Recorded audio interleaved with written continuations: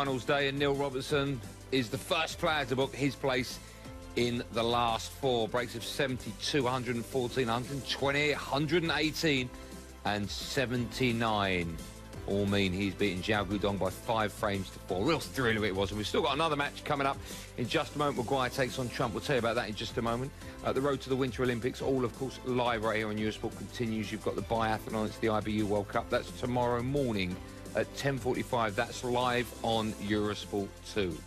I'm delighted to say that Neil Robertson is alongside us. Listen, well done. Fantastic match this afternoon. Thoroughly enjoyable. And, you know, I know it's such an old cliche. Shame there had to be a loser, but congratulations. Brilliant performance from you. Yeah, I mean, a couple of times this year I've been on the wrong end of those type of matches. I think UK Championships played fantastically well, and Mark Joyce finished the match against me where he beat me 6-5. He finished with 93% pot success, 90% safety success, and 90% long pot success.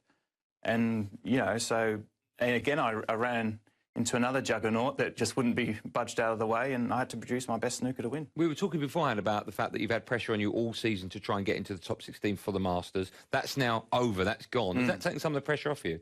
Yeah, it has, and obviously, you know, talking about my partner Miller's issues with mental health and with depression and anxiety, that's probably been the biggest thing, actually. I would have loved to have talked about it earlier on in the season and probably even 2 years ago, but I just wasn't able to. And I've had to sort of just cop the defeats as they've come along and tried to best manage that situation with trying to compete full-time as well. I was going to ask you about that because the article that you've done very kindly for Eurosport on the website now, you're talking about the struggles with your partner, Millie, with anxiety and stress as well. And you talk about the fact that throughout maybe the last 2 years, you've gone to tournaments, you've gone to practice, you never knew when the phone was going to ring and when you'd have to leave. Thankfully, she's fine now, everything's good, and you can move on, is that right? Yeah, exactly. I mean, a big thanks to Des for doing that article, because it was perfectly well written, and yeah, more tremendous feedback. Miller over the moon with it as well. Us as a family, it's been tough last couple of years, but finally moving on now. Good. And there's a great part at the end of that where you're saying quite rightly so that if anyone out there has got problems, the best thing to do is to talk to people, which of course is something you and she have done.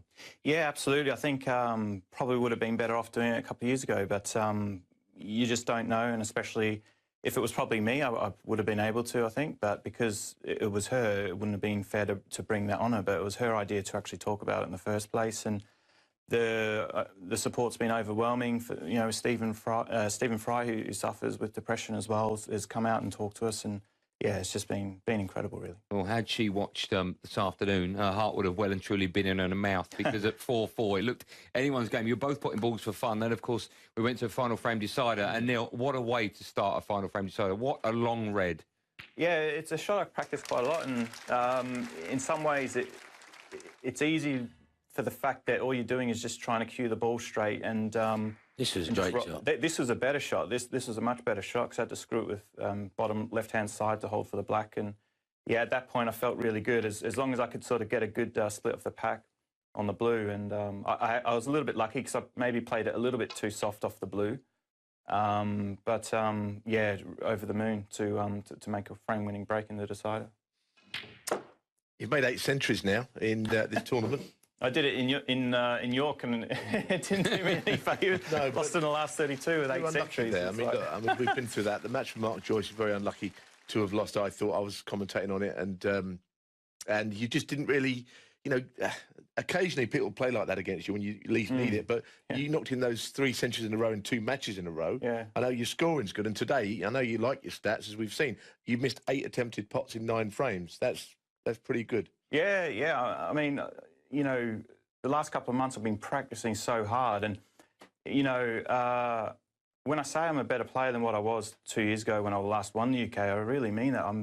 This is the most I've ever practiced in my life. Yeah. Maybe partly in some desperation to try and push and to have qualified for the Masters, but I think it's done me a world of good being in this situation, because I know what to do for the rest of my career, is just to do what I'm doing, because I'm really enjoying the game. Oh, sorry, go on, Jim. You won the 5 games you won in one visit, and you know, and the last tournament you won in the Hong Kong Masters, I was there. There's 3,000 people packed out. You was playing Ronnie O'Sullivan, so you will be up for the winner of this match tonight. Is John Higgins and Ronnie O'Sullivan. That is what you've practiced for, isn't it? To get into these type of matches. And all this hard work you've put in on the practice table, so you've had your problems off the table. and now you've got the freedom to practice.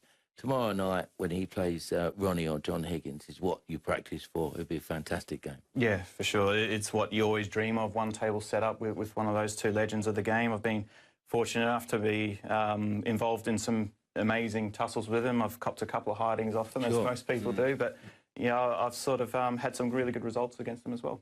Yeah, and I can exclusively reveal as well, we're not just going to see Neil on the table, but off the table as well, as he's going to be part of the Eurosport team for the Masters in the new year. You're going to be on the couch, of course, and we've talked about the fact you sadly didn't qualify for it, so we've managed to nab your signature, and we've got you on the couch. Are you looking forward to that? Yeah, I can't wait. I've always wanted to do it. I think that, you know, I guess it's unfortunate that I'm not in it, but it's also a great opportunity for me to give a bit of feedback. I think it's been great this week listening to people like Ronnie O'Sullivan and Ricky Walden in the commentary box. When I heard Ronnie was in the commentary box, I sprinted back to my hotel to watch it to see if I could pick up any little golden bits of information. And did you get any? Yeah, I did actually. I'm glad you said that. No, I did. So yeah, it's going to be a great experience, and yeah, you know, it's great to be involved in some way. Well, we're very excited about having you on board. I can't wait for that. Well done, congratulations. Fantastic game this afternoon. We'll see you in the last four. So Neil Robertson becomes the first player to book his place in the semi-finals. Who will join him? Let's find out in just a moment with another wonderful game of snooker coming your way.